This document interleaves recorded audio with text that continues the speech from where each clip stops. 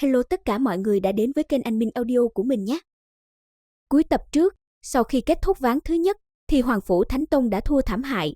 Trong 50 tên đệ tử, thì chỉ có Đàm Vân, La Phiền và Tống Hồng trả lời đúng, còn lại thì trả lời sai hết. Vì vậy mà ở ván này, Hoàng Phủ Thánh Tông đã bị trừ đi rất nhiều điểm, dẫn đến kết quả là đang từ vị trí dẫn đầu tụt xuống vị trí cuối cùng. Rồi ngay sau đó, Nhữ Yên Vô Cực cũng tuyên bố bắt đầu ván thứ hai. Thế là trên đài cao liền xuất hiện một vách tường, mà ở trên vách tường này có khảm rất nhiều hộp thuốc, được sắp xếp thành 12 hàng ngay ngắn. Lúc này, Nhữ Yên Vô Cực mới lên tiếng giới thiệu.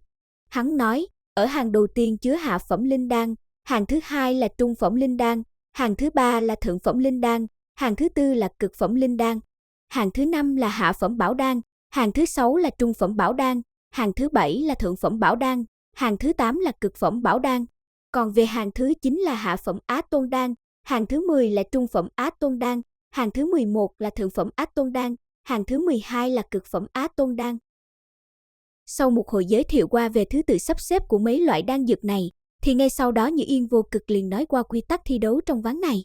Hắn nói, nội dung chính trong ván này là khiêu chiến linh đan.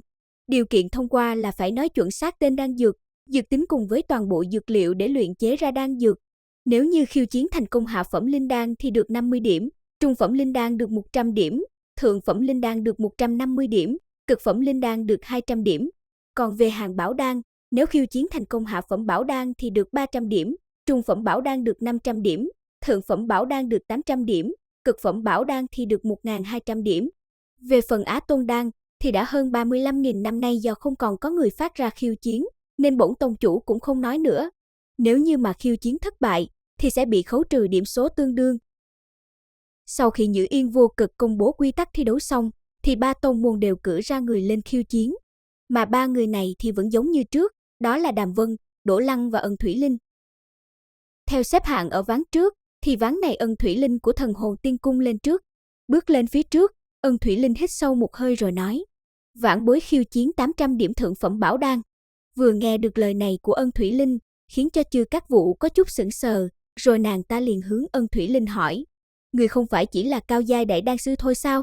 Nghe cung chủ hỏi vậy, Ân Thủy Linh tự tin nói, hồi bẩm cung chủ, đệ tử đích thực là cao giai đại đan sư, nhưng đệ tử tin tưởng bản thân mình có thể làm được những việc mà cao giai đại đan sư không làm được.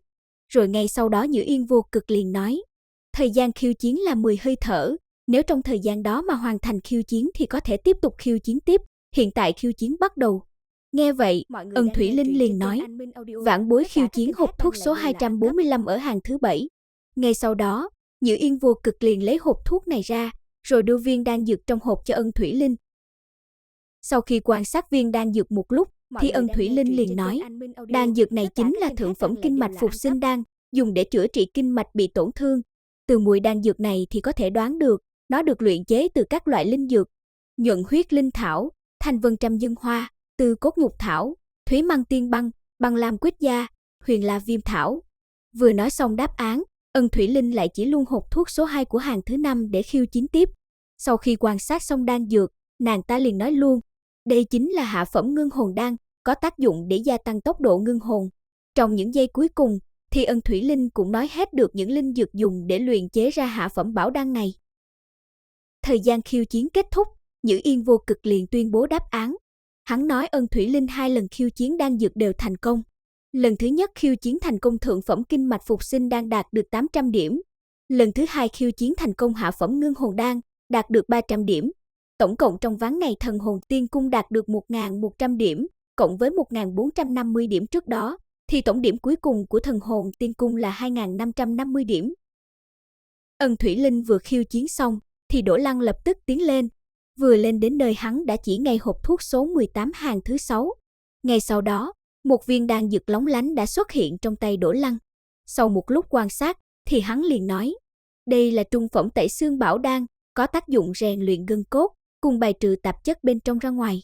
Rồi tiếp theo hắn liền nói ra một tràng dài các loại linh dược dùng để luyện chế, mà do có quá nhiều nên mình cũng không có liệt kê ra nữa. Sau khi nói xong tất cả linh dược dùng để luyện đan, thì Đỗ Lăng liền chỉ hộp thuốc số 88 ở hàng thứ 5.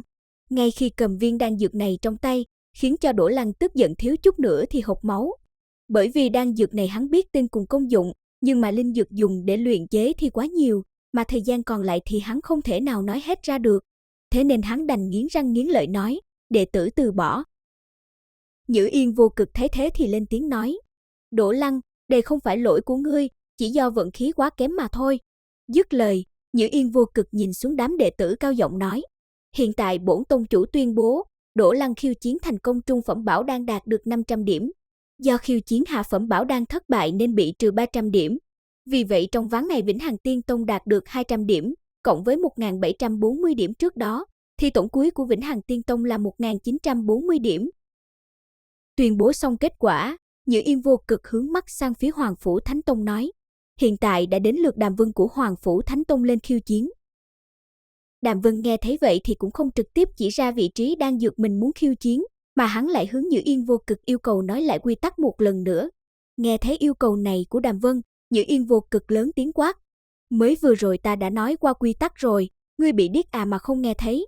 Thấy biểu tình đó của Nhữ Yên Vô Cực, Đàm Vân cười nhạo nói, Nhữ Yên tông chủ có lẽ tuổi cao nên trí nhớ không tốt lắm, vừa rồi ngài cũng không có nói khiêu chiến Á Tôn Đan thì đạt được bao nhiêu điểm thì phải.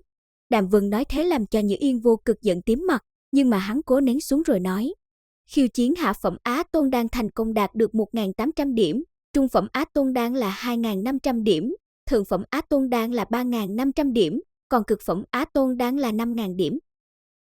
Ngay khi Nhữ Yên Vô Cực vừa nói xong, thì Đàm Vân liền lên tiếng nói, vậy Nhữ Yên tông chủ cho ta khiêu chiến cực phẩm Á Tôn Đan đi. Mà lời này của Đàm Vân vừa nói ra, liền làm cho toàn trường trở nên oanh động. Mấy vị trưởng lão của Thần Hồn Tiên Cung và Vĩnh Hằng Tiên Tông, sau khi nghe Đàm Vân nói ra lời này thì trong mắt cũng tràn đầy vẻ khinh thường.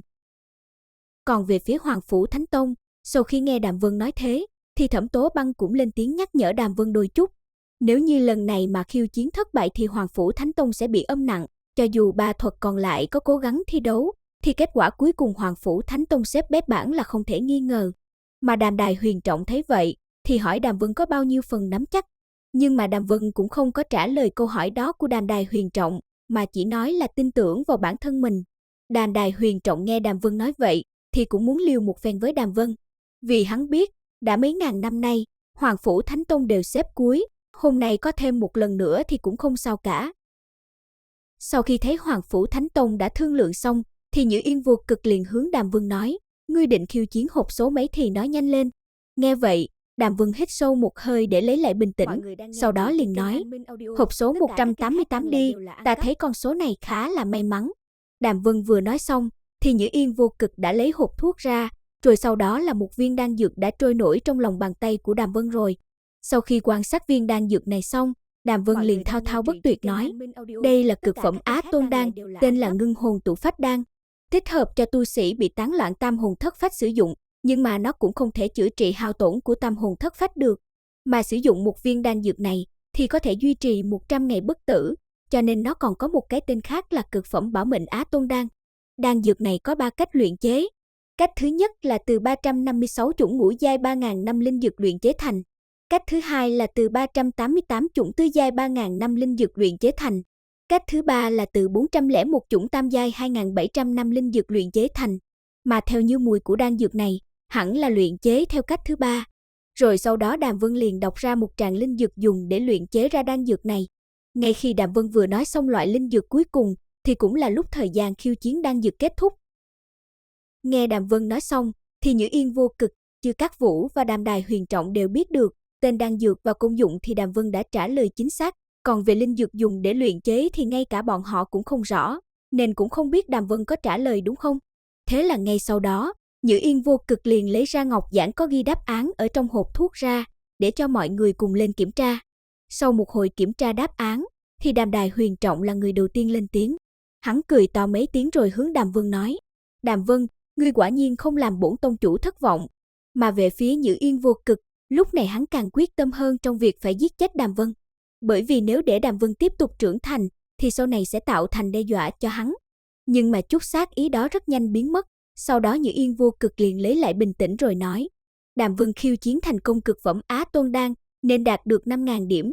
Cộng thêm với 890 điểm trước đó, nên tổng cuối của Hoàng Phủ Thánh Tông là 5.890 điểm, tạm thời xếp thứ nhất. Đến đây mình xin kết thúc nội dung của tập này. Mọi người đừng quên cho mình xin một like và đăng ký kênh để mình có động lực làm thêm nhiều video nữa nhé.